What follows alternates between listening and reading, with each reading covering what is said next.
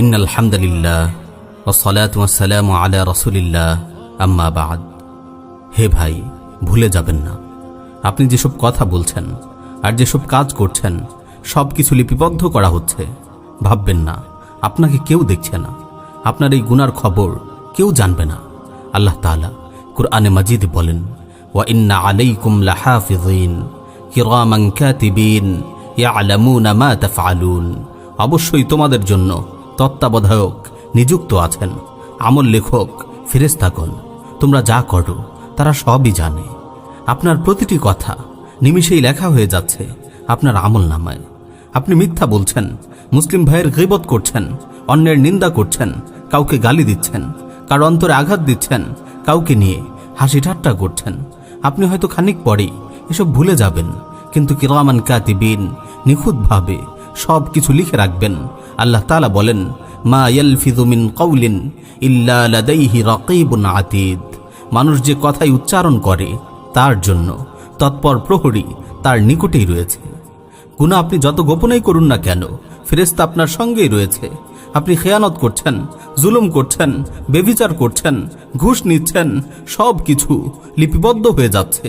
আল্লাহ তাআলা আপনার সব কৃতকর্ম সংরক্ষণ করে রাখছেন। আল্লাহ তাআলা বলেন, আহসাহুল্লাহু ওয়া নাসু।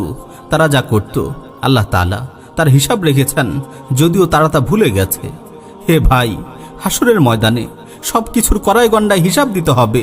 সেদিন মানুষ তার কৃতকর্মের নিখুঁত বিবরণ সম্বলিত আমলনামা দেখে আশ্চর্য হয়ে বলবে, ইয়া ওয়াইলাতানা মা লিহাযাল কিতাব লা ইউগাদিরু সাগীরাতান ওয়ালা কাবীরাতান ইল্লা আহসাহা।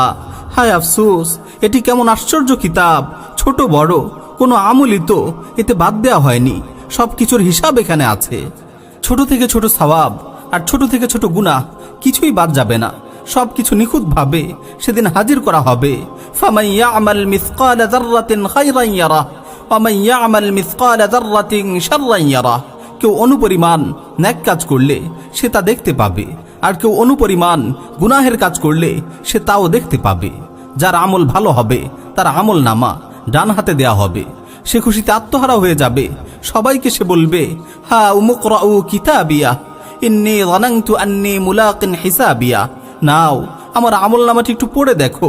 আমি জানতাম যে আমাকে হিসাবের সম্মুখীন হতে হবে। তার স্থান হবে সুউচ্চ জান্নাতে। যার ফলসমূহ অবনমিত থাকবে তাদেরকে বলা হবে, পানাহার করো তৃপ্তির সহিত দুনিয়ার জীবনে যে আমল তুমি করেছ তার বিনিময়ে। আর যার আমল খারাপ হবে তার আমল নামা দেয়া হবে বাম হাতে। সেদিন তার আফসোসের কোনো শেষ থাকবে না। সে বলবে, ইয়া লাইতানি লাম উতা কিতাবিয়া ওয়া লাম আদরি মা হিসাবিয়া ইয়া লাইতাহা কানাতিল কাদিয়া মা আগনা আন্নি মালিয়া হালাকা আন্নি সুলতানিয়া। হায়, আমার আমল নামা যদি দেয়াই না হতো, আর আমি যদি আমার হিসাব না জানতাম। হায়, আমার মৃত্যুই যদি আমার শেষ হতো। আমার ধন সম্পদ আমার কোনো কাজে এলো না, আমার ক্ষমতাও বিনষ্ট হয়ে গেছে। ফেরেশতাগণকে বলা হবে, ধরো তাকে, তার গলদেশে বেরি পড়িয়ে তাকে জাহান্নামে নিক্ষেপ করো। প্রিয় ভাই, সতর্ক হন নিজের আমলের ব্যাপারে। প্রকাশ্যে বা গোপনে সব ধরনের গুনাহ থেকে বেঁচে থাকুন। বিশেষ করে গোপন গুনাহ থেকে দূরে থাকুন। আপনার রবের ইবাদতে মনোনিবেশ করুন। সকাল বিকাল আজকার আদায় করুন। আল্লাহর কাছে গুনাহমুক্ত জীবন লাভের জন্য কায়মন বাক্যে প্রার্থনা করুন। প্রিয় ভাই, মনে রাখবেন, গুনাহে যেমন আনন্দ আছে, গুনাহ পরিত্যাগেও আনন্দ আছে। গুনাহের আনন্দ ক্ষণিকের, আর গুনাহ পরিত্যাগের আনন্দ চিরদিনের।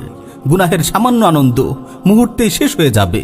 জীবন ভর আপনাকে এই গুনাহের অনুশোচনা তাড়িয়ে বেড়াবে।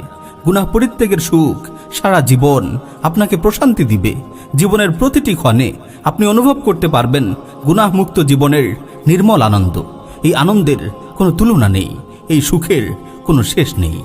প্রিয় ভাই, আর দেরি নয়, আজকে থেকেই 3টি বিষয়ে সাবধান হওয়ার অঙ্গীকার করুন। 1. আমল করার সময় খেয়াল রাখুন আপনি আল্লাহ তাআলার দৃষ্টিসীমার আওতায় রয়েছেন। 2. কথা বলার সময় খেয়াল রাখুন আল্লাহ আপনার কথা শুনছেন। 3. মৌনতা অবলম্বনের সময় মনে রাখুন আল্লাহ আপনার অন্তরের খবর জানেন।